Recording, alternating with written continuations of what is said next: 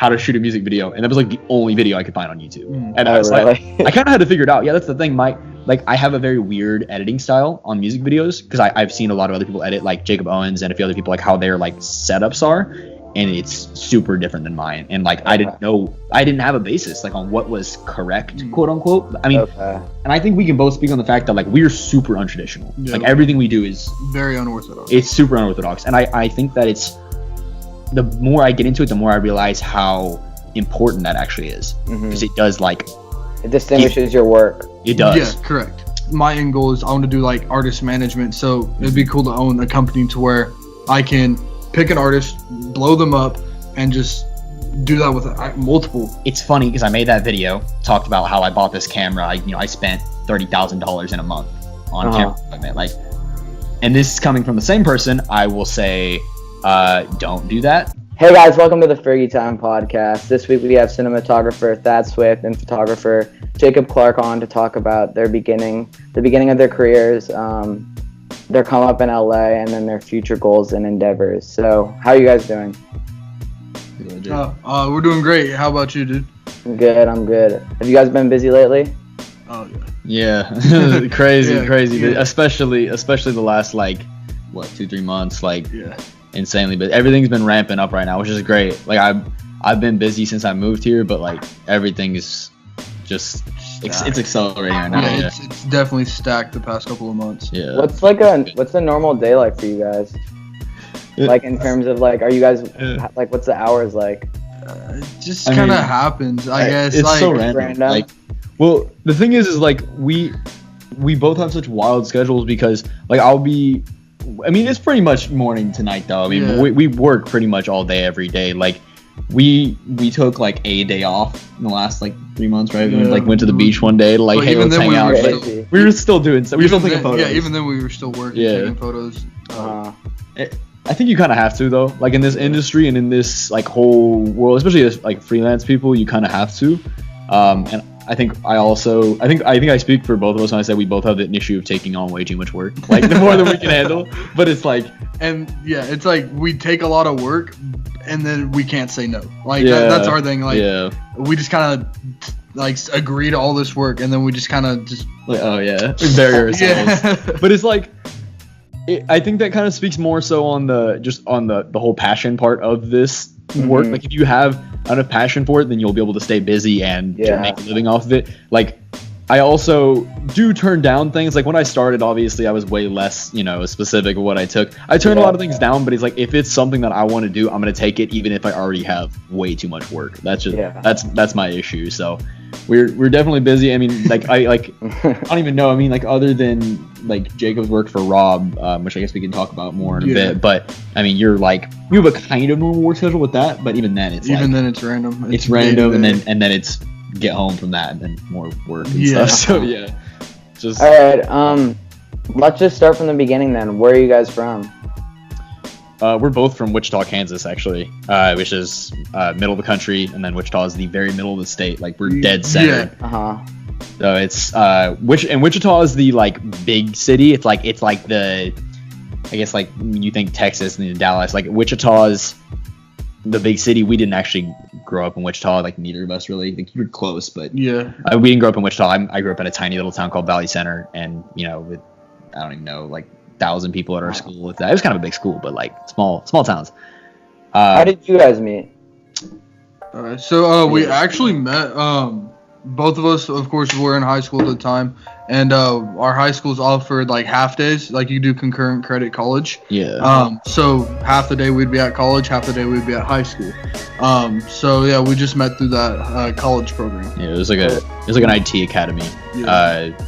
Some program. Yeah. Was this before you guys were doing video and photography stuff, or no? This was the start of both of our careers. Same time. Yeah. It was we were the second year of people to be in the academy. Because your second year, so. Well, the class that we were in was the second year that they tried this. Okay. Remember they were saying we were still the guinea pigs? Yeah, we were. I mean, my school, that was the first year they'd ever done that program for Butler. In my school, so Yeah, we were the first people at Valley to do, or I was at Valley, and then there's one other guy did with me, and then Jacob. So, were they doing it at Derby before? Mm-hmm. Yeah. Okay. Yeah, there was one person before me that went to the IT Academy. Yeah, so it's just like it was a very broad course, like digital media. It had a video class in it and a photography class in it, but it was like super broad.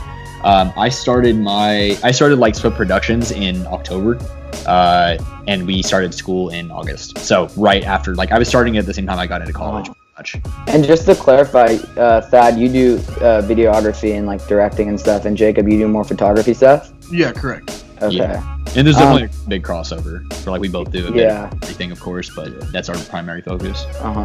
And then, so when you guys were taking this course or whatever, that's, you said when it started, did you guys immediately kind of start working together, or is that something that came along later? Not really. Like, yeah, we're always friends, but we never like worked together. Like I'd go on his shoots and he would like come to mine, but it was nothing like, okay, I'm doing this for you, you're doing this for me type thing. Well, that more speaks on the market of like Wichita, like when you're working in like a small town, or like there's like in the music world especially, like that's the main thing we do. We work with artists mostly, and when it comes to artists in the music industry, like LA, obviously there's tons of money going around, but Wichita there's not. Like we weren't really not working together because we couldn't. It was more, or because we didn't want to. It's because we like there's no money. We couldn't split. You're splitting $300. You're like, you know what I mean? Yeah. So we did like do stuff together, but never like, it wasn't really ever like working together. And we also kind of we were also so all over the place like when we started, because we both did photography and video when we started. So we kind of like, I wouldn't say butted heads per se, but like we weren't going to be obviously working on the same stuff. You know what I mean? Yeah, I understand. So it's kind of a weird start, but like, but we still both like did a lot together. Like even just at the beginning, like if I needed help on it, like learning something on an edit, I'd be like, yo, that come through. It was just a bunch of just like, obviously, we couldn't co-work on things. It was just more like he was talking about, just the money issue. Mostly. Like, cause 300, like typically even for music videos, I was getting like $50-$60. Like it was sad. It was sad. And so, and the thing was like, like I said, the economy there, like for the industry wise, was not good. Like people weren't willing to pay over $100. Like you told them $250 for a video, and they just kind of looked at you and I'm gonna go have my friend shoot it. That was super common, and it goes really in general, like with all music, the whole music industry in Wichita, because same thing with, I hear the same complaints from like photographers, from DJs, and like everyone else involved. There's just no money in it. You know what I mean? Like there's no money in the industry in that city, and I know that's a common issue, like a ton of bigger city or like medium-sized cities. So when you guys first started, what was your vision for it in general? Like, was it always music video or like that kind of stuff, or where did you really like want to go with it? Really for me it was just the music field, like because there wasn't much more that I was like paying attention to at the time. I mean, I still don't really watch movies or anything like that, so I could kind of care less to be in that field. But photo wise now, I mean, I've been working with some influencers, so I'd love to go with the influencer route. But yeah, that's just kind of how I am now.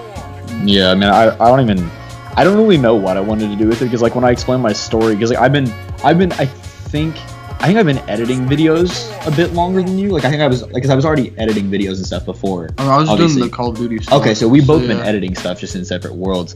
Like my weird start to filming was from the like parkour and freerunning world. Okay, that's cool. Me and my friends used to do that, and I would do it as well as film, and then like I had some like knee pain and stuff, so I started jumping, and that kind of took over.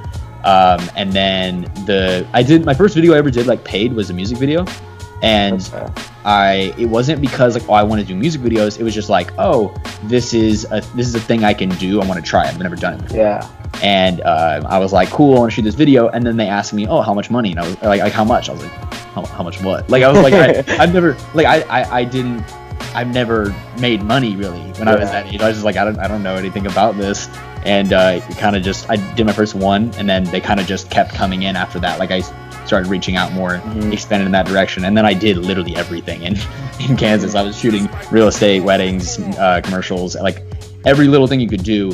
And then funny enough, I ended up kind of focusing my efforts this year on music videos. Okay. And is that something you want to go with in the future? Yeah, actually, a question I get a ton is, oh, you want to be like a movie director, right? Like, or you want to, DP movies or whatever. And honestly, I'm not against it, but it's not what I want to do, to be honest. Like, at least currently, I don't know. I'm sure it's what I want. I'm sure is going to change in 5 years, like, as I think everyone's will. Yeah. But currently, yes, my goal. Like recently, in about the last 3 to 4 months, I've kind of really switched my focus towards directing. And specifically directing music videos. Like I do commercials and a lot of other stuff, but I kind of have switched to doing more DP work on other things. And then on my own projects, obviously I'm looking to direct. So right now I'm really just trying to grow my name as a director and just try to get to the top of that food chain. Okay. And for you, Jacob, you said initially that music was kind of your interest in terms of like working in the music field with photography. Is that correct? Yeah. Is there a reason behind that? Oh, just mainly because I was listening to music all the time. Yeah. Like I dabbled, like we mentioned a little bit before, with video editing, like way back when I was like 13, 14, when like Call of Duty was a big thing. I was doing a lot of the Call of Duty edits and making money from that. I was doing banners and a bunch of stuff. So like I had a graphic design background before I got into it, and then once I got into college, I kind of just dabbled with photography and video work. And actually before I moved to California, like I wasn't really doing photo work. Like when I got out to California, like I was editing on my phone. Like I wasn't serious about photo work. I mean, you can even scroll down and see before September 11th, like my photo work around there. And then from there on, you can just see where everything has grown, like exponentially. Oh yeah.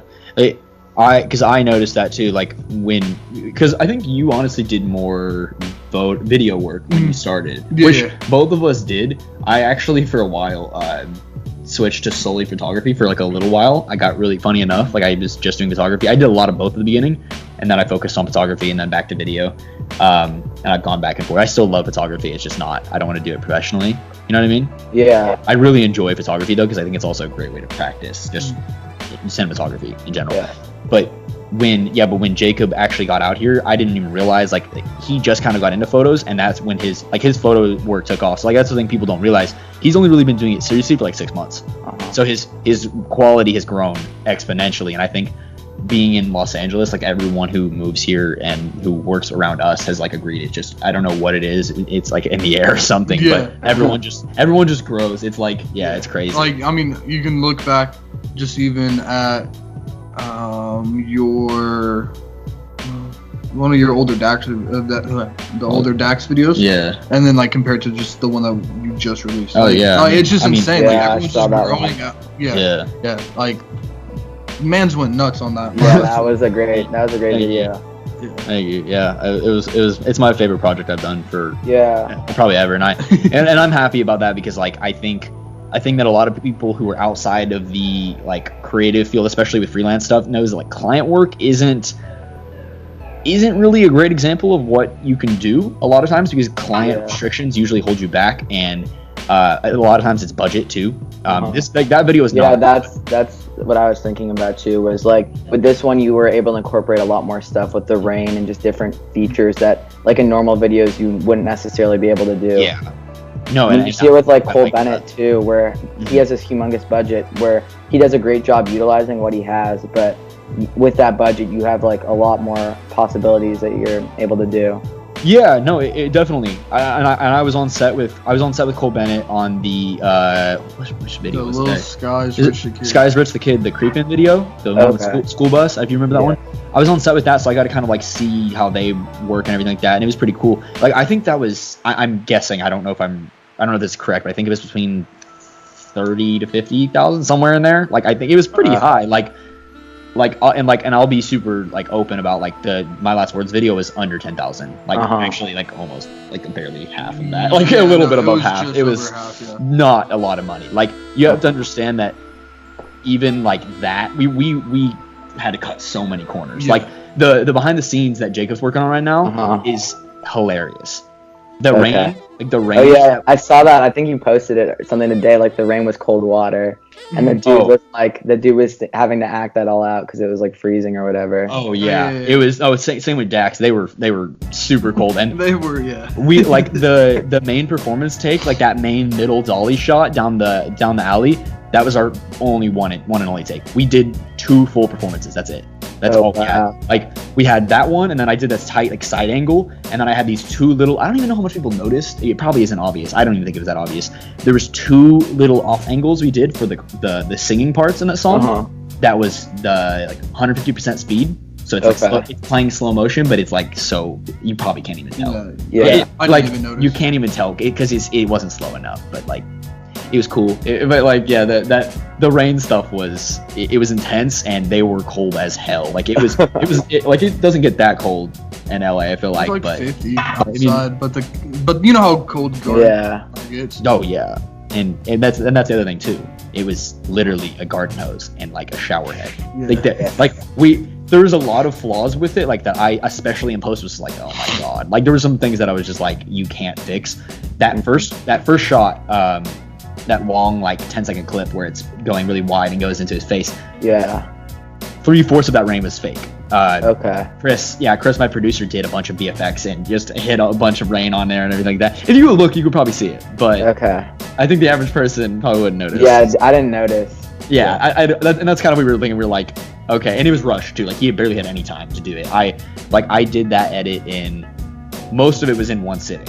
It was just like little stuff, and then I don't know if you saw my Instagram story, I edited for like 32 hours straight on that video. Oh wow. Finish it, yeah. and then think about it, I added like another 2 hours too of little like tweaks and stuff I added just for fun. Like I just like little things, and I don't know. I was pretty happy with it, but I feel like I could have done more. But like that's you gotta like At some point, you just gotta get you it gotta out stop there. because it's only so much polish you can do on a video, but I'm happy with it because I did get to put some time into it, and there was a little more budget than normal, and it was like my first time really getting to put an idea from my head straight onto seeing it come together on the screen. So I was pretty happy with it. Like definitely a lot of flaws and things I want to do in the future, but it's a step, so I'm happy with that. How did you guys learn a lot of your like videography editing skills or photography editing skills? Because I mean, you talked about going to college or whatever, but is that where you guys learn most of the stuff, or just on your own YouTube videos, that type of thing?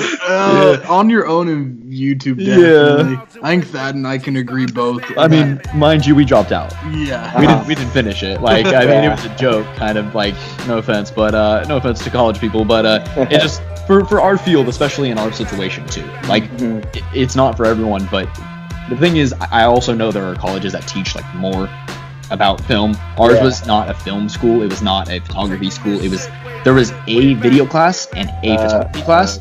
And I'm not joking when I say this. Like we were basically teaching the classes. Yeah, we were walking around helping each student. I'm not joking. Yeah, we were walking around. Helped the teachers. Wow. Yeah, we had help. We did help the teachers multiple times. Yeah. And this is things we learned all that information from YouTube in a month. Like.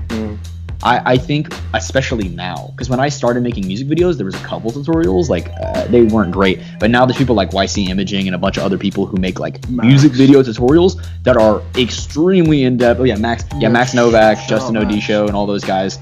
Like they make so many tutorials now on effects, and then like YC Imaging does like full behind the scenes like breakdowns, how to shoot and how to edit, like everything. That didn't even exist back when I started videos. At least if it did, I never found it. Like I remember this one random video that I'll have to look up sometime of this guy shooting this music video, and they were doing like the whole slow motion thing with the audio, and it was something in like the desert or something. It was some random video, and it was like how to shoot a music video, and that was like the only video I could find on YouTube. And I was like, I kind of had to figure it out. Yeah, that's the thing. I have a very weird editing style on music videos because I've seen a lot of other people edit, like Jacob Owens and a few other people, like how their like setups are.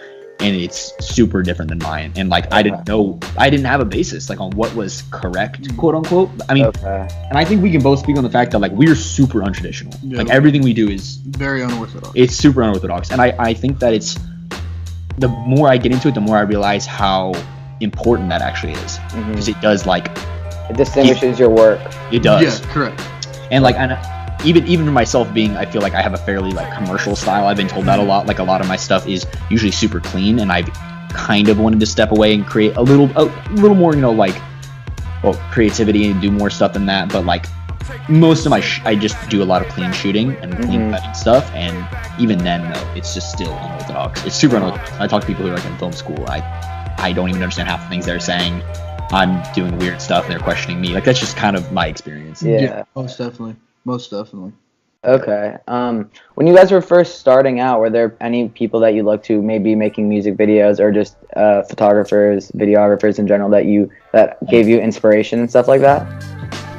Or not really?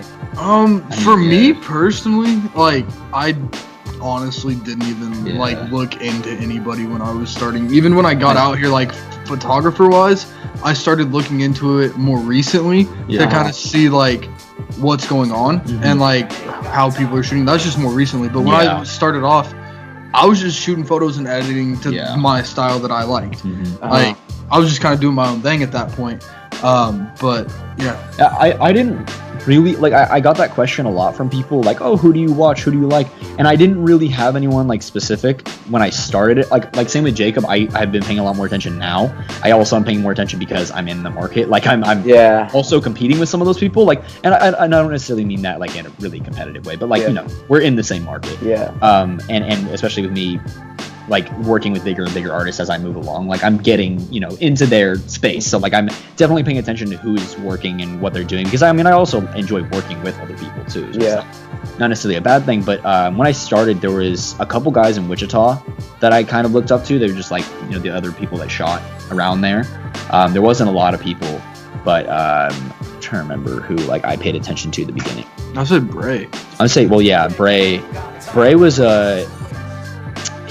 Bray is a dude who is from Wichita who just shot a ton of videos. Like, he would shoot like 10 videos a week. Like, his frequency was insane. So like, if you follow YC Imaging, I feel like he's similar stylistically and like kind of like that. He was the first guy I ever heard of too. Like, I started shooting other people and they're like, oh, have you heard of this person?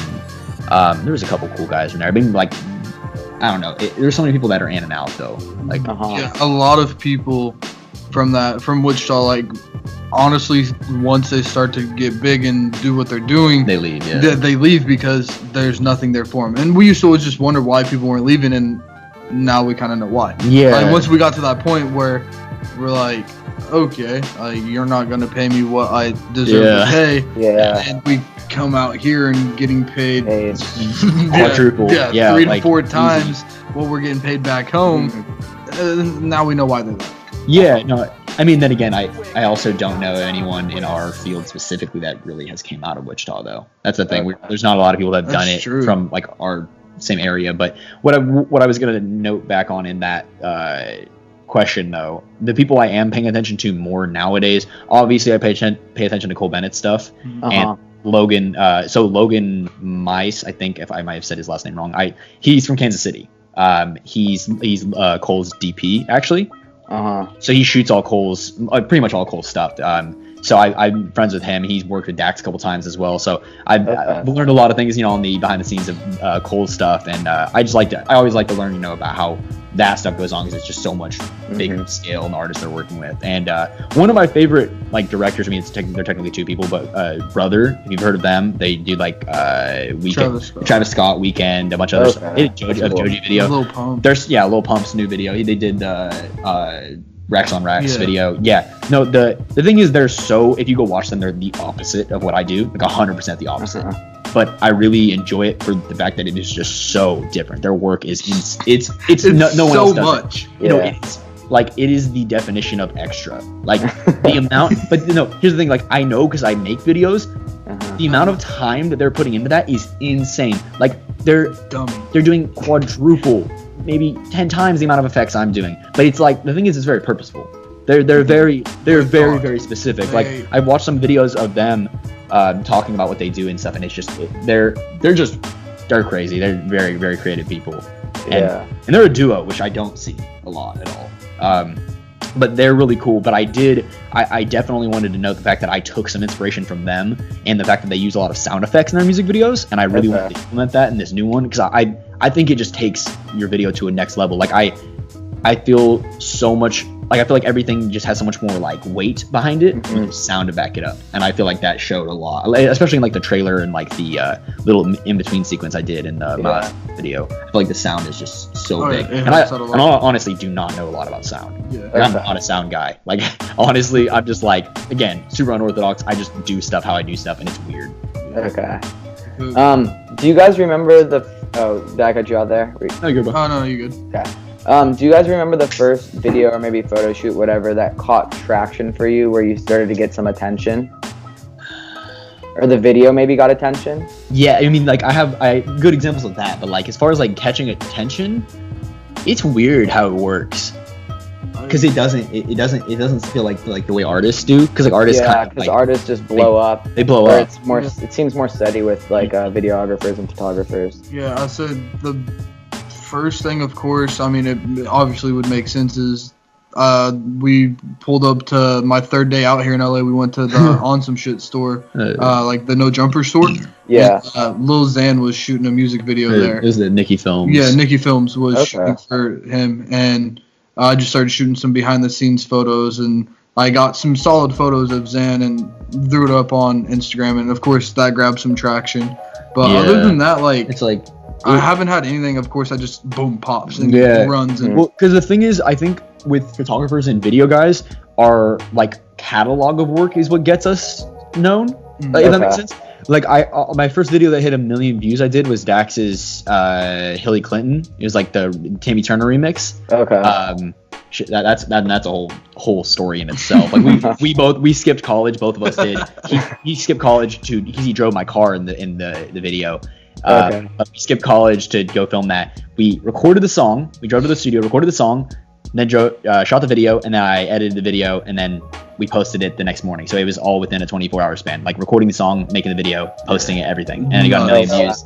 It took like 3 weeks to get it though. It took a long time. Yeah, it took a little bit of time, but then it just blew, and it was the funniest thing because one of my teachers at the high school I was going to, she was like, "Have you heard of this kid? Like, like he's blown up." And like I realized this is from Wichita. Yeah. And I was just like, yes. Yeah, I was there. Yeah.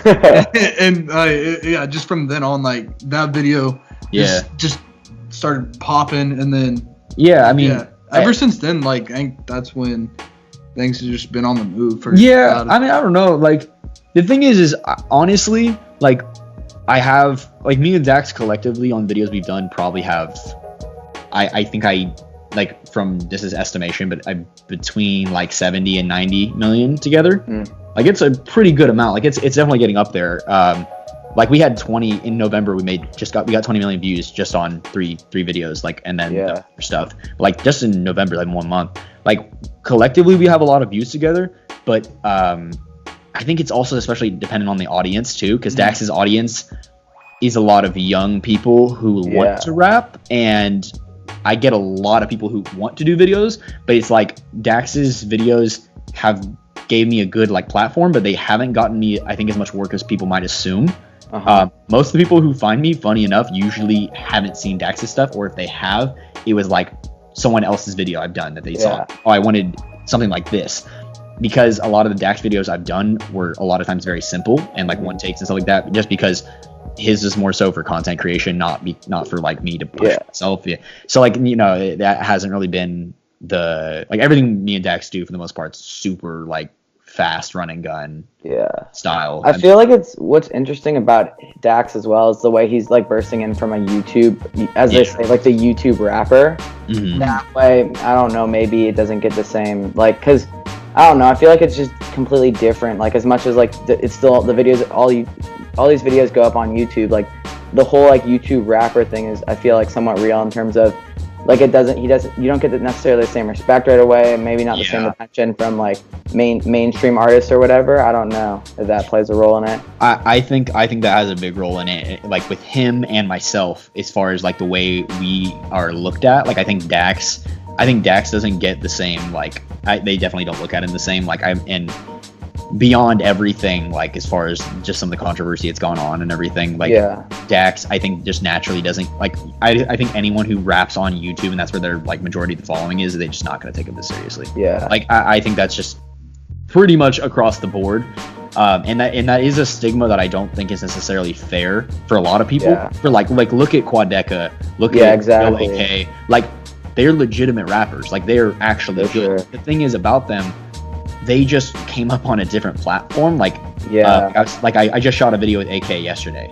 Mhm. We just did a music video, and he like we were talking about everything, and he's just trying to step away from that completely because it sucks, but it's like it just isn't looked at the same, even though their streams are way higher than the average like rap, like, you know what I mean? Like, they're up there, like Dax, Quadeca, everyone, their music is actually growing at a very fast rate.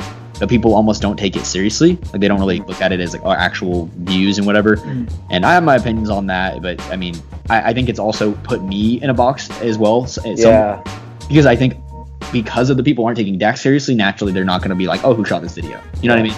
Yeah. And I've seen that a lot. Like, I honestly get way less like, oh, I saw your video from Dax, I want to work with you, less than you'd think. Not complaining though, I have like too much work, but but still, I definitely think that's, with the amount of views we have, I feel like there would be a bigger transfer on that. You know what I mean? Yeah. And because a lot of the times, like, just to tag on with that, the video guys for a lot of these YouTube rappers are just their friends, and they're not just it's a connection lost a little bit. But just to tag back in on that, what Thad was saying is a lot of the times these YouTube rappers, their video guys aren't like serious video guys. They're just their friends, like, oh hey, come hold this camera type thing. And with Thad doing this full time, a lot of people I don't think are really just looking at that. Maybe now with the My Last Words, with how just insane quality this is, but even then, like, Shoot It Again was just very high quality too. Yeah, I mean, it was definitely way smaller scale. Like this one was a lot higher scale, but I don't know. It's odd how it works as far as like just things blowing up. And like I said, it's a very like portfolio based career, and I think it's also a namesake thing too. I truly believe that when you shoot with certain people, it kind of puts a stamp on your name. You know what I mean? It's same with artists with doing features for songs and stuff. Like if I shot a video for like Drake or something, like that would completely change my career. And same with Jacob. And I think that your clientele does a lot for just what you do. I once had a also just getting your name out there as well. Exactly. But it is all who you know. And I know I talked to a photographer who shot for Post Malone for like 2 years, and Tory Lanez and a bunch of people, right? And he's been around there so long, and he told me that the most valuable thing he got from that is not that he made more money shooting Tory's stuff, but he shot more money because he shot Tory's stuff for other people. Other people saw, hey, you shot this person, I want to work with you. He made more money from that, but more so like he got more work and more money outside of that, but it's like the namesake that he got from those people. That's what he's talking about, how much benefit he got from that. So of course I see it. Okay. Going back to like the traction and attention. So you started to get the videos at least started to get some sort of attention.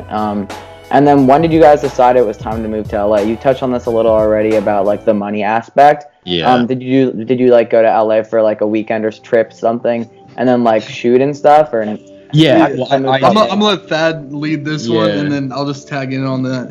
Because I did. So the Dax I Want video, if you remember that, it's like that's like 2 years old now. That's crazy. I can't believe how old that is. That's still one of my favorite videos I've done, honestly. Like that's because we shot like a week on that. That's crazy. Like we shot for like a week, and that was one of those videos I actually like fully planned out and scripted and everything like that. And I really like how that one came out too.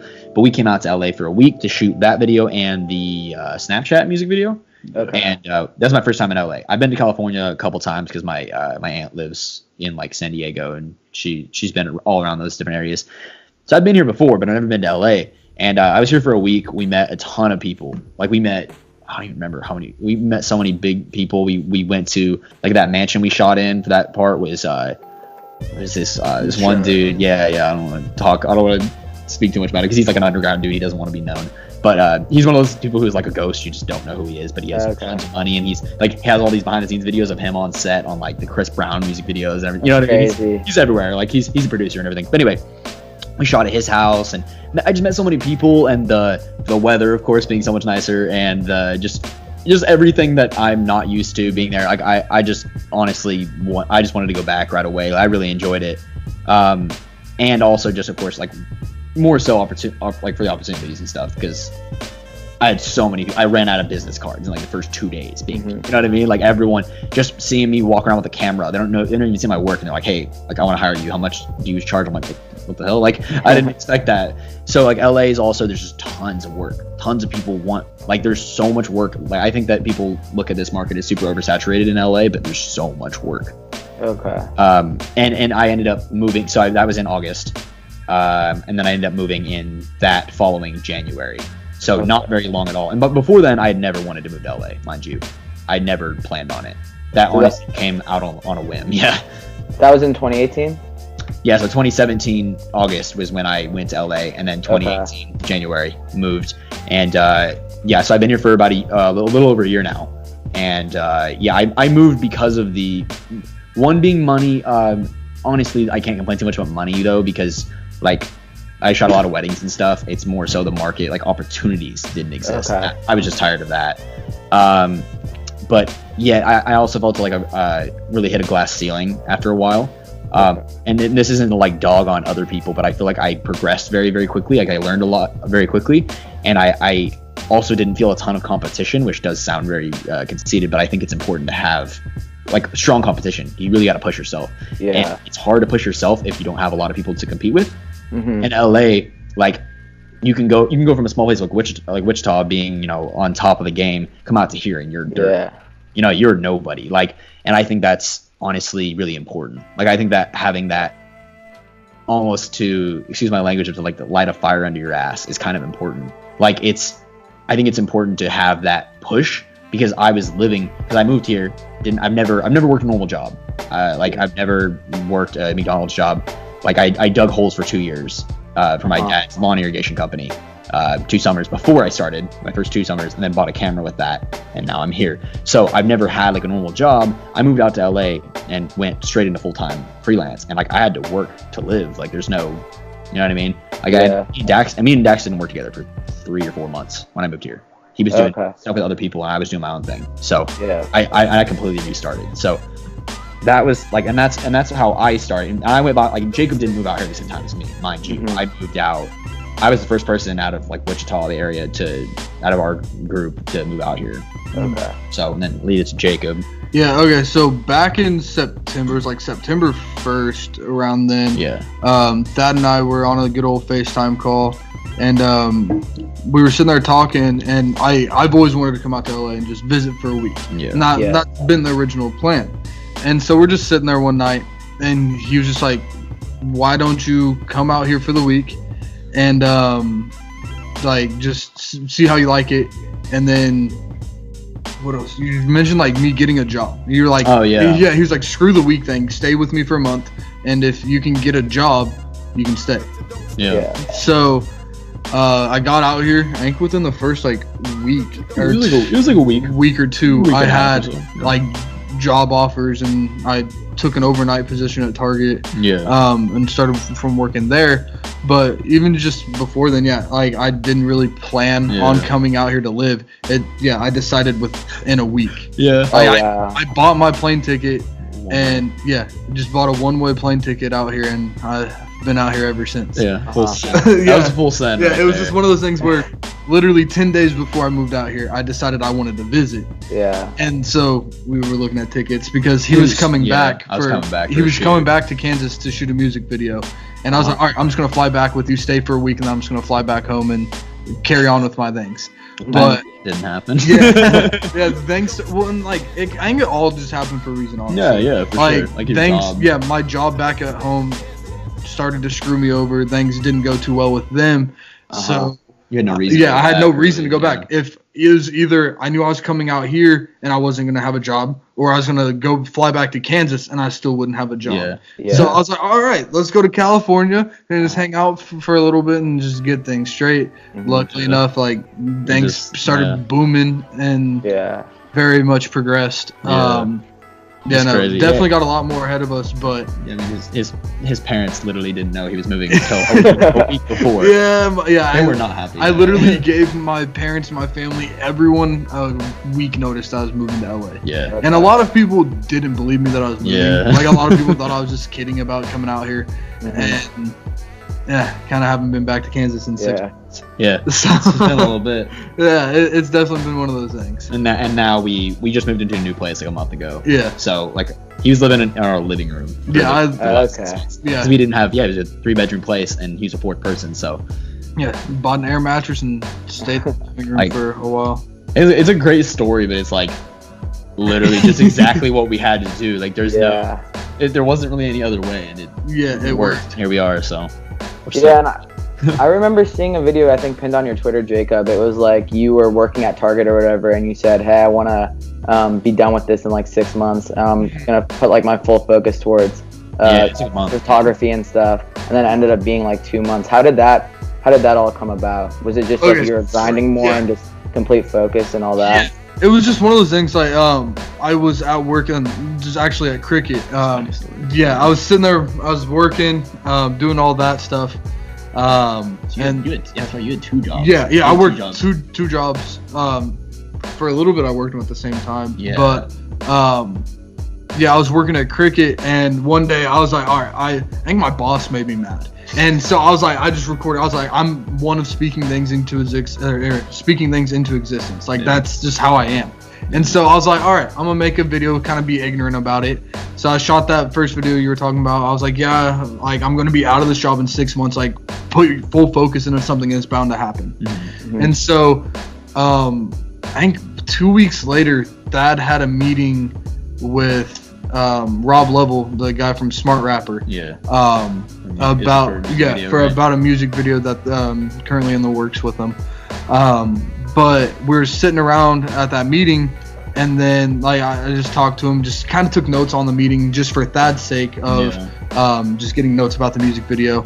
And when we got home, I saw Rob put on his Instagram like a couple days later, like in need of a cameraman, please help, or like if you know somebody. So I shot him a message. Like at that time I had his phone number. Yeah. And I was just like, yo, Rob, like, how can I help you?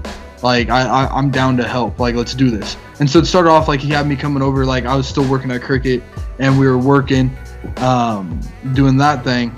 But then he finally told me, he was like, yo, come over. I was like, dude, I got work. Like, I can't come over. He's like, don't worry about your job. Come over. And so I'm like, what? Yeah. And so, I show up over at Rob's house one day, and he was like, now, watch this. In 15 minutes, you're 15 minutes late at your job. So your boss is going to be calling. Let me answer the phone. And I was like, okay, might as well. So Rob answers the phone.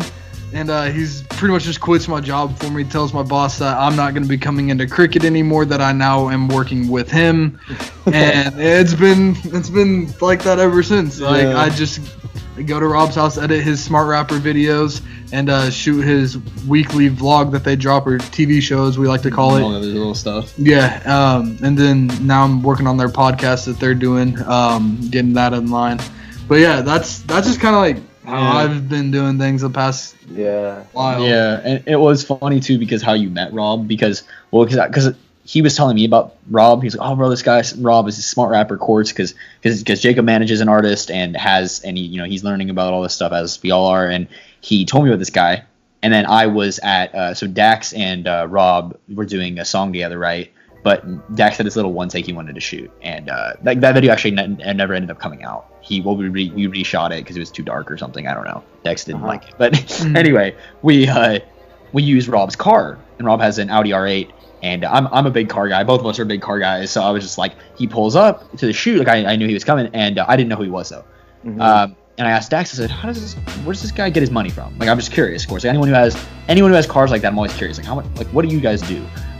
So he tells me, oh, he has this course called Smart Rapper, and I go, wait. Like the Smart Rapper course? He goes, yeah. Jacob was telling me about that like a day before, 2 days before. He just found out of this guy.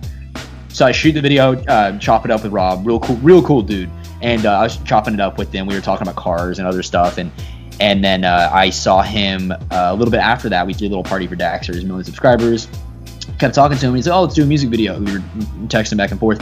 And I talked to Jacob and I go, hey, wasn't that guy, the Smart Rapper guy, when you told me about him the other day? He's like, yeah. I was like, yeah, I just met him. He was like, what? Like, it's just crazy. Yeah. Like, it's such a small world. Like, it really wild. Is. Wow. So, yeah, I think that's cool, too, because I think Jacob and I both have had, I think we both done a lot that where our positions are, we were able to bring each other in and help each other with it. Because I brought him on to shoots and stuff. Like obviously, like I worked with Dax, met Rob, he met Rob, and then I've gone to his shoots, and it's just like I think especially as a photographer and being I'm like him being focused on video, me being focused on photo. Or sorry, other way around.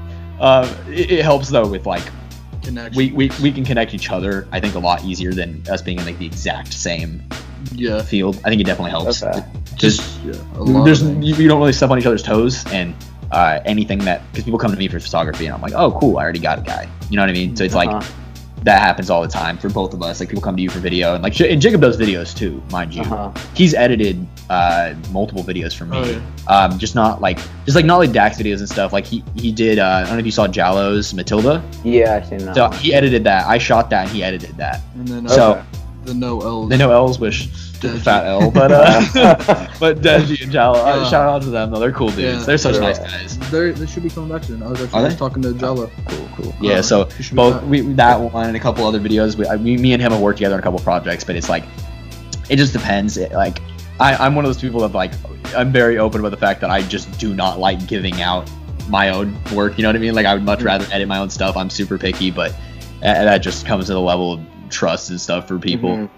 I mean, yeah, Jacob's been editing like less overall. Like I've just done a lot more videos in that time because he was working normal jobs and I was just doing video in high school. So he definitely has had less experience, but like I think that's just the name of the game. It's just doing it over and over and over again. And then going back to the connections you're talking about, do these connections with like Dax, Quedeca, I've seen Jacob, you work with like Wovicki and Deji. Do those connections just come up like completely randomly, like just through other people, or I don't like? Is there a similar pattern in way connections come up? Honestly, it's in person. Well, no, it's in person. No, that's the trick. Like in all honesty, every person I met through Dax is because I personally met them, and and I think that's that goes along with pretty much everything. Like especially if you are a professional and you like have a good work ethic, if you meet people, they catch that real quick. Like I think me and Jacob have noticed that the most. We've talked about it because I don't think that we're ever like trying extra hard to be like all fancy and professional. We just kind of do our thing, and we notice. You meet people along the way. We meet people along the way. We have so many people tell us, "Oh, you guys are so professional," and stuff, and we're just like, "Well, we're just doing our thing." And I think that speaks on just having a very strong work ethic does show to people, like whether you realize it or not. It shows. And I think just the in-person thing is like I met I went on to the what was the video, the KSI diss track, the one that like Deji and all them did. Yeah. So I shot like one take of that video because it's because Jallo wanted to be in the video. I came out like 30 minutes before they stopped shooting, like barely got out there in time. Yeah. I showed up and then I was like, oh, Jallo, do you want to hop in? Like I can shoot you guys, that way you guys don't have to so you can all be in it. Just like one take in there that I shot, and then I just chatted it up with Deji and them, and then Jallo hit me up then afterwards because I talked to him. He wanted to do a video. He wanted to do Matilda. After Matilda, then we did the Noel's video. It's like that case of just being there. Yeah. So just being able to meet these people. It is so circumstantial. Like most of the people that we've worked with, for the most part, it was like we ran into them through something else. Like being at concerts, running into artists, and like that's my thing. That's the reason why I think it's so important to just be going and doing stuff. Like on shoots, like yesterday I had a guy come up to me while we were shooting the AK video, and and the reason I found him, he's the first person I think was just straight solely through like online, like like a person at least of like of a higher stature. He hit me up because I made a post like, hey, who should I work with on my Instagram? Someone tagged him, and I like reposted it or whatever, and then he hit me in the DMs, and I just sent me his number, and then like it was really funny, and that's a whole other story. But a guy came up to me yesterday and was like, hey, like, can I shadow you on a shoot or something? And I'm like, it's funny because it's just like the only way that would have happened, he would have met me just being out there. Anyone, I run into people all the time, like it's just being out there, like especially in LA, because you're gonna run into someone important, like eventually. Yeah, most definitely. That's how kind of just everyone. Yeah, literally. I don't know if you've seen like Rory. He has 500 something on Instagram. Yeah, he did songs like 6ix9ine. Yeah, he's had songs with 6ix9ine. He's working with Soulja Boy a lot here recently. I met him through a party, and then I shot. That's how I met Alex. Was through him because he was at her studio session one night and he called me up and was like, "Hey, come through, shoot." Really, my only random one was Vicky. Yeah, it was. That was random, yeah. She put like on her Instagram and Twitter both. She was like, "I need a photographer in LA." So I commented on there. I was like, "Yo, like hit me up. I'll be down to work." And then her stylist Q shot me a message and was like, "When are you free?" And at the time, like, thankfully I was working with Rob, and so I was like, tomorrow. Like, I went down and I was like, "Yo, Rob, like I need tomorrow off. Like, I gotta shoot with Vicky." Yeah. And so that helped out a lot.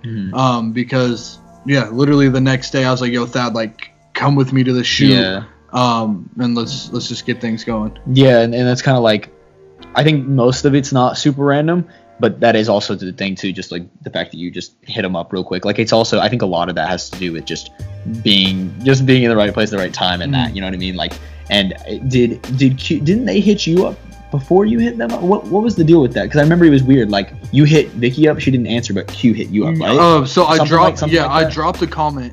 And then I went and looked at her story like 10 minutes later, and I saw like it said message Q, and so I went to go message him, and he already messaged me. Yeah. And so I was like, "Oh yeah, dude, I was just about to shoot you a message, like what's up?" Yeah.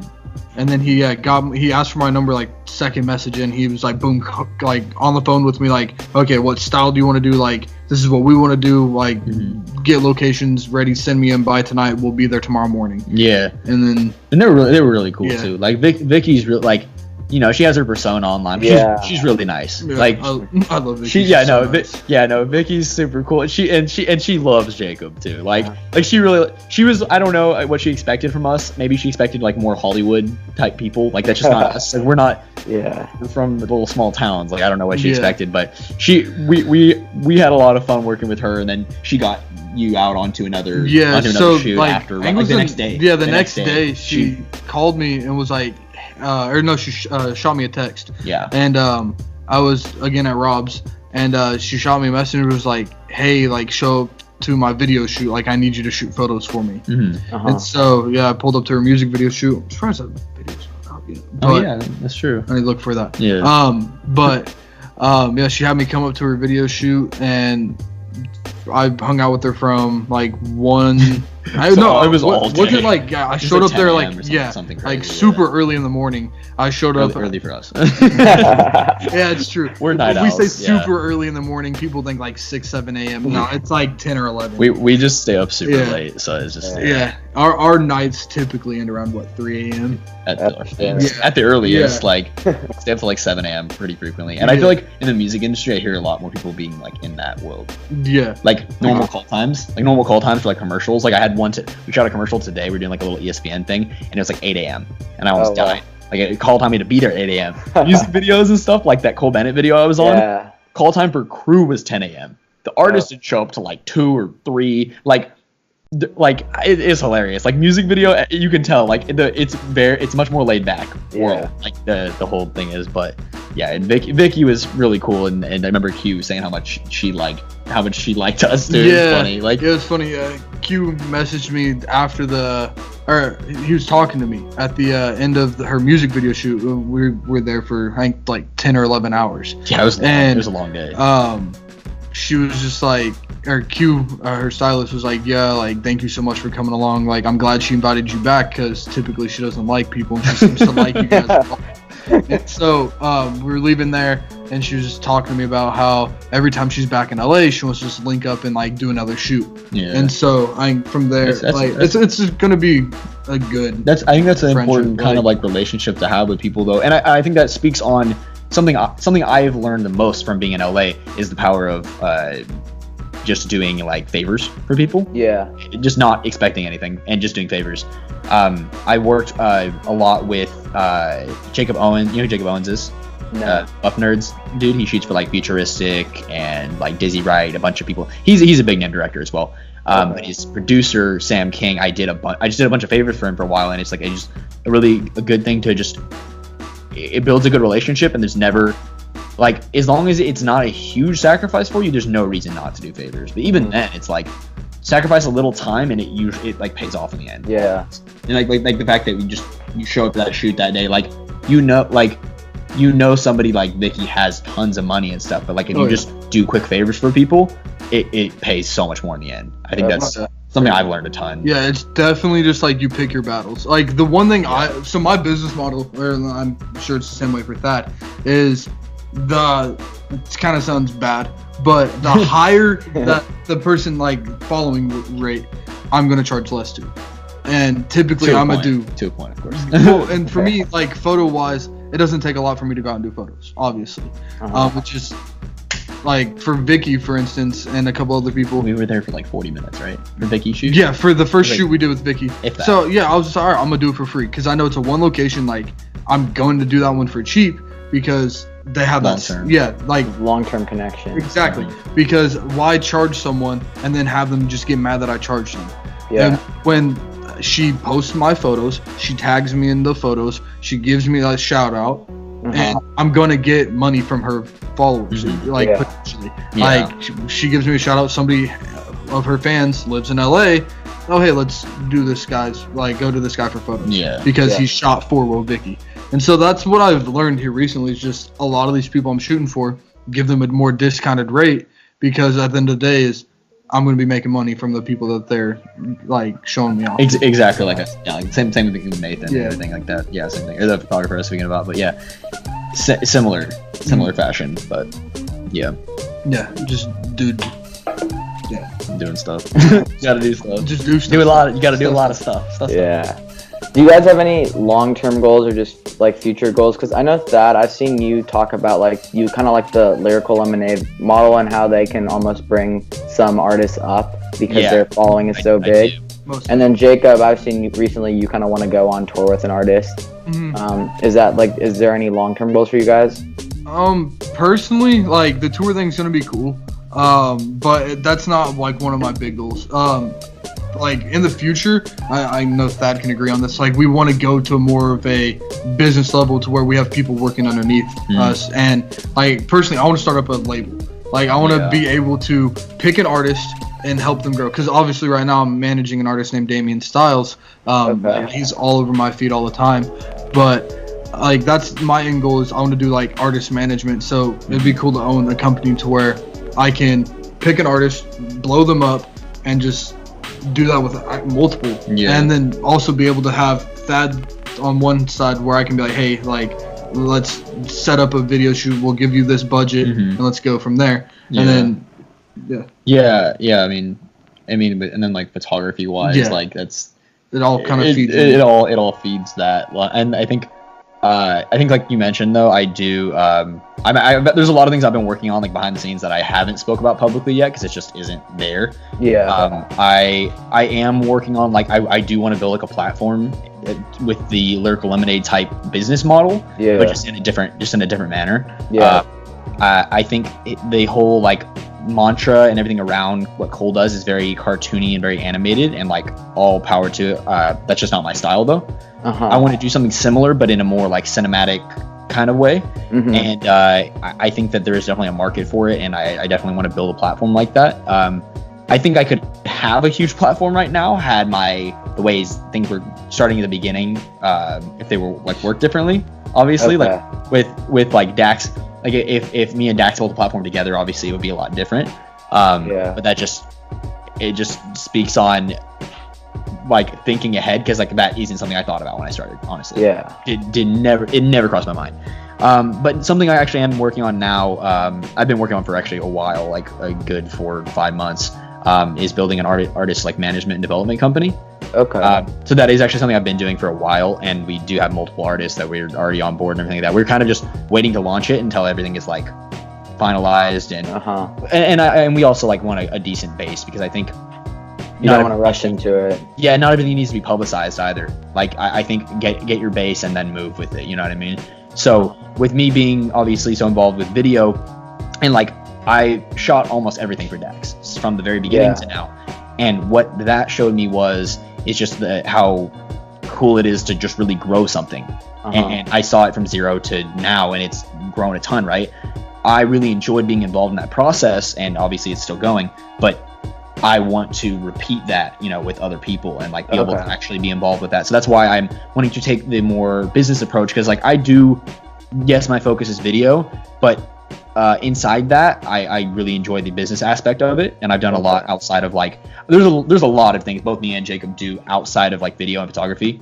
We have like we probably have our hands in too many baskets probably, like honestly, but like it's just kind of we got a lot. We have a lot building outside of the normal jobs that you see us doing. Yeah, like, and like we said, it's just not we don't even like there's some things we don't talk about. Like I mean, like we've both dabbled in different things like e-commerce and other just other ways to like learning marketing and just things like that, like that have directly applied to what we do now. Yes. And it's all kind of like building up to a point, I think.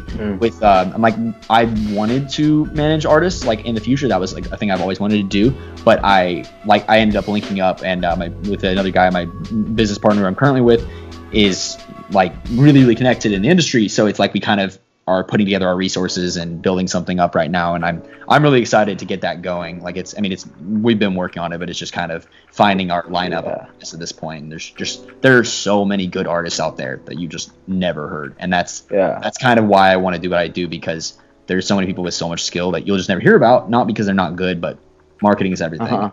So that is a route I'm taking, and obviously, like I said, like personally, a personal goal of mine, like more directly in the video world, like I said, I just want to make it to like the top of the music video actors kind of world. That's my current focus, like long term ish. Beyond that, I don't know. I'm just really interested in the music industry. So like I said, pretty much want to go long term, build a really big company off of that with artist management, because beyond that, like video is still so directly involved. You know what I mean? And do you think moving to LA almost made you in some ways more business savvy, because you started to think about other things and see more, like, I don't know how to describe it, more diverse stuff? Yeah, a wider range.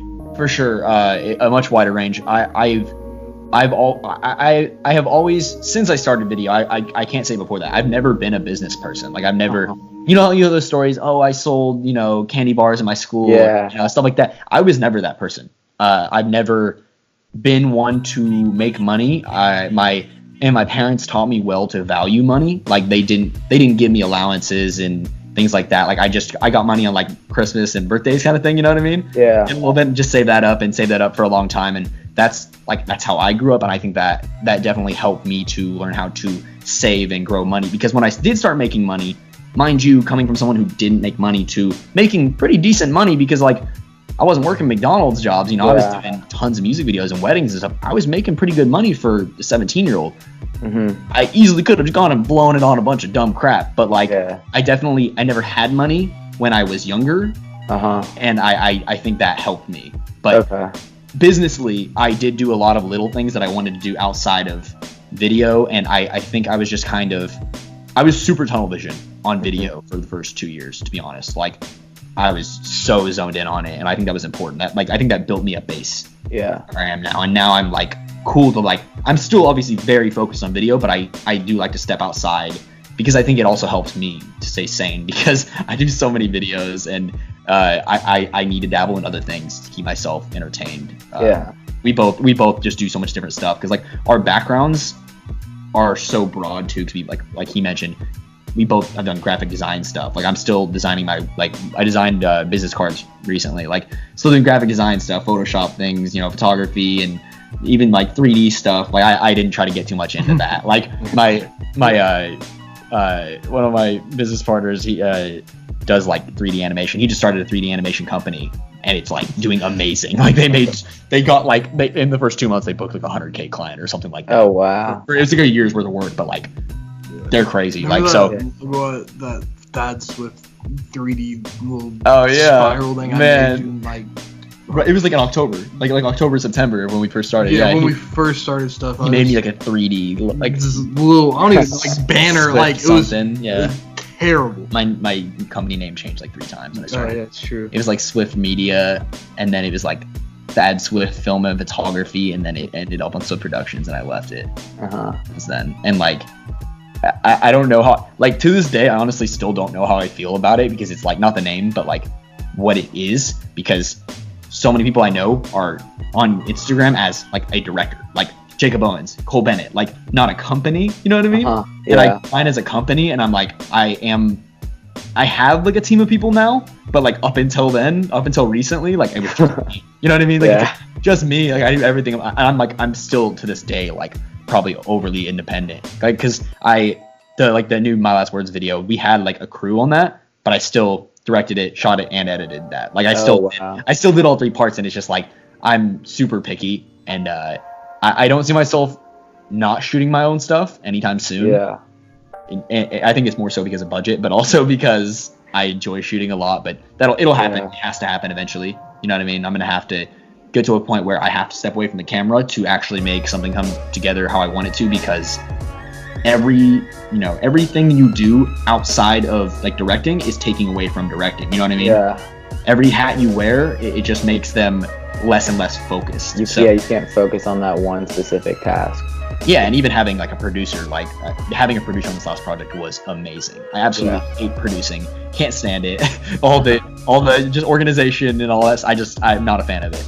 So having a producer was like amazing. It was so nice for me. He was calling all the talent and the studios and everything like that, and I'm like, I don't have to talk to anyone. This is amazing, because it's just like it's just not my thing. Like, cause I'm just constantly emailing and talking to people all day, so like I didn't want to have to deal with that for this project. And it's so nice. Having a crew is amazing when you come 2 years of literally doing it all by yourself. Yeah. I don't feel like most people from LA come up like that, because there's a market available for it. It just wasn't there. But it taught us both a lot. Doing everything has taught us both a ton. Yeah, we were talking about that where like we go on these bigger shoots. Like I was just on the Chanel West Coast shoot, watching everything go down, because Dax had a song working on it. Yeah. Dax a song. Yeah. He's working on a song with her, and like just seeing the amount of people that were there, and knowing that Thad and I could put together a crew and have literally like a third of those people and still do something of that quality, if not more. Yeah. And it's crazy. Yeah, it's just insane. Like coming from this background of knowing like wearing multiple hats and just doing it to get it done, and it made me very happy, because I knew from that point, like, okay, we can do this. Yeah, no, I think that's a good step too. Same with the Cole Bennett thing. There was like 20. There was like 20 people on crew, and I was like, oh wow, Jesus, like that for me, that's crazy. That's huge. Like our crew on My Last Words was what, 5? I think 5 people. Wow. If that, there was Logan, Josiah, Caleb, Chris, me, you. 6? Yeah, 6. Well, it's 6 including you, but Jacob was shooting behind the scenes. He wasn't even like, he wasn't working on the video. I a little bit, but did some stuff. No offense. But like, it was a 5-person crew though. Like, technical. Yeah, I mean, it's definitely one of those things where we never needed it. So when we do have it, it's like I had the issue. I was talking to Logan, which is one of the PAs on that shoot, and I was like, if you see me doing way too much, tell me, because I'm not used to having help. Like I will build my own camera. I will move everything. I'll move the lights. I do it all myself. I would be walking with like 8. You're just used to that. Yeah, I'm just used to. I'm walking with like 8 things in my hand. They're like, "Do you want some help?" I was like, "Oh, yeah, you're getting paid for this." Like, asking someone to do something, to go grab something for me is like weird. I'm just like, I can get it myself. Like, it's fine. But it's like, that's also the cohesive like team. It speeds things up when you have people who are like helping, doing each little part. It makes it, and you got to whenever things get bigger and more complicated. So okay. And just to backtrack a little, I'm sure you get this question a ton. How did you actually meet Dax? So yeah, basically I had shot a music video for an artist in Kansas. It was like my third or 4th music video, somewhere around there. And funny enough, like, this is super random, but like I shot this video for this one guy, and he happened to he worked at Foot Locker. Dax was in Foot Locker, and this is when Dax was Daniel. See, I know Dax as Daniel. I call him Dax. People, of course. Like, I've known him as Dax. So he comes up to he was talking to this dude, you know, he showed him this music video. Now, mind you, this music video didn't come out for 8 months after I shot it. Only way Dax would have seen that is if he walked in and he personally showed it to him. So it's just so specific. And he showed him this video, and like I heard like Dax even told me like the dude wouldn't even like tell like him my name. He was like weird about it, but he saw it at the end of the video and like he hit me up on Facebook, right? So Dax was a spoken word poet at the time. Yeah. He hit me up and was like, "Hey, do you want to shoot spoken word poetry videos?" And mind you, I just started watching like Prince EA or whatever, you know him. And I thought those were super cool. So I was like, "Hell yeah, let's do it!" And we shot like 10, 11 different poetry videos. I still have them. Like I have like the raw files still. I have I save everything. But I think we released like 3 or 4 of them. And then he told me directly to my face. He said, I don't ever want to be a rapper. Dax told me that. Yeah, he told me that. He said, I never want to be a rapper. And I was like, okay. And then he did like this half rap, half poetry video. It was a Drake One Dance remix. And we did that music video. And I'd already been shooting his like other like poetry videos and stuff. And I've been shooting music videos for a bit. We did this little music video thing, and he was just like, oh, okay, this is cool. And then that video got like 50,000 views, if that even. Like it did not do good. But and then we did the Hilly Clem video. Like I said, was the first one that like really blew up. But like I said, he had this transition period where he was just doing poetry. Yeah. And he was just Daniel. Like that. It was Daniel. Also, you know, I remember like I barely pronounce the dude's last name. Even most people can't still. But like I was like, okay, who is this guy? Like randomly just hit me up on Facebook, whatever. I met him at his college and we talked about stuff. And I mean, I didn't ever expect any of like what happened to happen. And we shot all these videos and it just took off. But no, I just met him because he found me through another person, and it's just such a weird like small little connect like that. It was so unlikely to happen. And then I shot like all of his videos ever since. And I think it was like one of those things where I shoot and edit like really pretty fast. Like that's just I don't know. And I think he's a big part of the reason why I do as well, because I shot so many videos for him. I had to like stay ahead. So I learned how to edit really fast because of that. And it's just the repetition too. We did so many videos. I think that's aided me today in editing faster and just being more like, just more experience. Just it makes it easier to think on the go. And that's like everything we would shoot would pretty much be freestyle. Like, and still to this day, we shoot some stuff like that. Like we just literally will go out, sometimes not even knowing where we're going, even in LA, which is kind of a problem because I don't know LA like that. Like, I know Wichita like that. I don't know LA like that. But we just freestyle a ton of videos and stuff. And yeah, I mean, yeah, I've known him since this is like the 3rd year, me working with him. So, oh, wow. Yeah, like I said, yeah, I've known him before he even did music. So it's been a wild crazy ride. Yeah, it's been a wild ride. A lot of ins and outs. Like I said, we didn't even work together for a while when I moved here. I was doing my own thing, and then we started working together again after a bit. And then a lot of people ask me like, "Oh, do you work for other people?" I'm like, "Yes, I shoot for a lot of other people." Yeah. Just they don't those other videos like that. And I mean, like, there's been periods of time for like the end of 2018 where I like only shot for Dax for like 3 months because we were doing a ton of videos. But like most of the time I'm shooting with other people, and it's in and out. Blake's calling me. But anyway. Just to wrap it up, just a couple questions, I guess, for some, like, if newer photographers or videographers are watching. How important do you think equipment is, and stuff like that? That's a great question, though, because I want to make a video about this, actually. Because actually, I've listened to podcasts with videographers before and photographers, and they say equipment is relatively overrated. For the most part, everyone 100%. Who's doing it like professionally are using the same or similar equipment. So at some point, like, you can do just amazing things with just a decent camera. Exactly. Well, it's funny. Well, the thing is, I've been wanting to make a video on this because if you go back like 2 years onto my channel, I have a video that has like over 80,000 views now about how I bought a Red camera when I was like 18 or whatever, right? And that video got like a decent amount of views for like what I do. Like there was a ton. I was like, what the hell? I wasn't expecting that.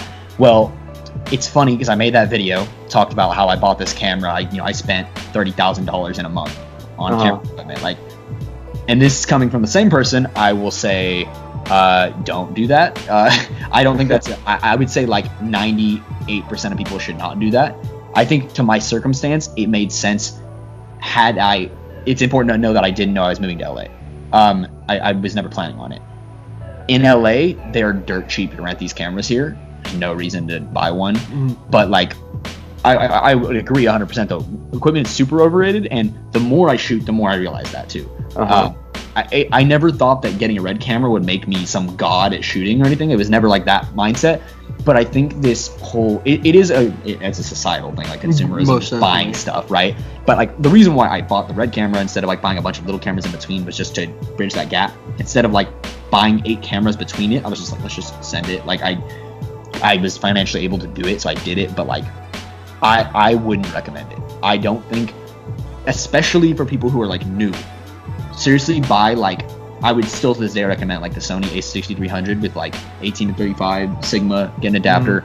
You're set for like 3 years. Like it's so unnecessary. I'm still using the same setup I have. I've been using the same setup for the last like 2 years. Okay. Like say like I shoot on the Red Scarlet W and an 18 to 35 for like 90% of the stuff I do. And it's a great setup, but it's still also like for a one-man band, not the best. Having crew, like, it then brings out its potential because there's a lot of steps and things that you need other people to do, like pull focus and all that jazz. But I would say me and Jake had a conversation about this recently, how just you literally need the bare minimum. Like you need the thing that will get the job done and nothing more. Because like even Jake's setup too is super like minimalistic. Like he's been shooting on the a6300 for a long time too. I still have mine. Mine's broken now, but it got broken at the Juice WRLD concert I was shooting. It fucking hit the concrete and just doesn't. Shit.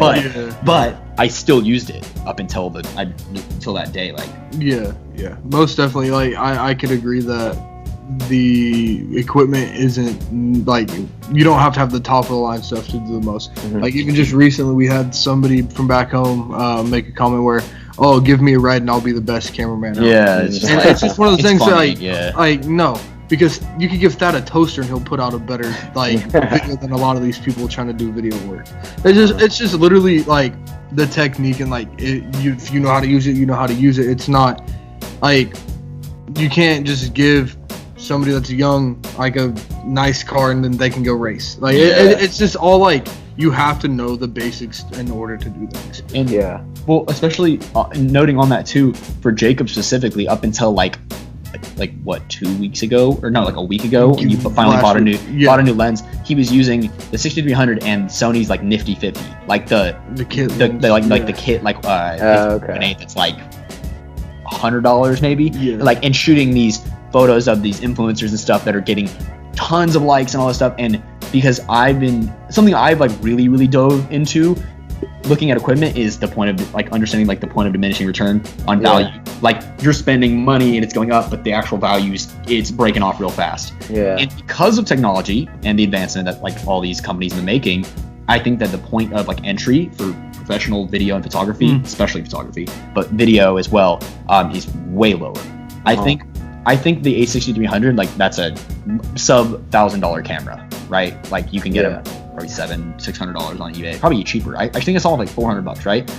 You can get that camera, and in my opinion, you can go to like a very, very high level with that, and you don't need more. And if you do, you can always rent stuff. Like it, depending on where you live, it depends on where you live. But I would say like Jake was using a super minimalistic setup. I was using the a6300 I used the a6300 for about 2 years. This is, October is my 4th year, I think.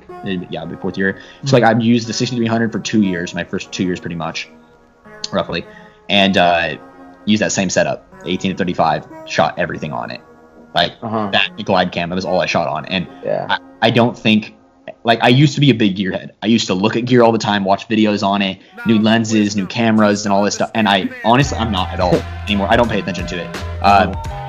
Buying that camera has completely changed my mind, and maybe that's what I needed to get through my head that shit doesn't matter. Like it just doesn't. Like it, because I shot a video with Blaine, who's an artist we work with and everything, and it was Jacob's camera. I shot it on the a6300 with the kit lens, like the little 18 to 55 or whatever, because I didn't have my camera with me. And I absolutely loved how the video came out because the concept was good.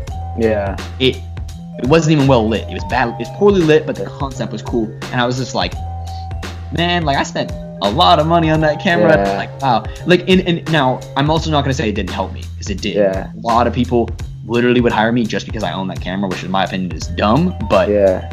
it is what it is. So it's like, I'll take it, but at the same time, though, does help a lot. And I've had a lot of clients come to me and say, "Oh, you own the camera, you know it better, right?" And I'm like, it's not that complicated, but I'll take it, right? Like, Yeah. I think that when you are getting started, if you can just get that out of your head right away, you're going to be so much better off. Because like even Brother spoke on this a little bit, how they don't even shoot on like the craziest cameras and stuff. I think they do, but they like destroy their footage on purpose. They don't care about like the clean polished look, and they just want something that's just like looks good and different. Yeah.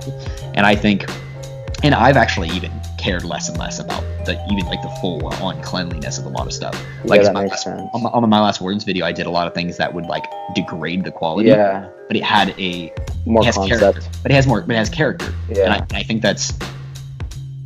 it's this obsession that people get when they start out right away, that they just want the best equipment. And like I was saying, I set like the Sigma 50 to 100. It's a $1,100 lens, and it's a 50 to 100 1.8. But at 50 1.8, it's pretty comparable to the Sony 50 1.8 at $100. Is it sharper? Yes. The color's better? Yes. But like, the difference isn't here. It's like here, Yeah.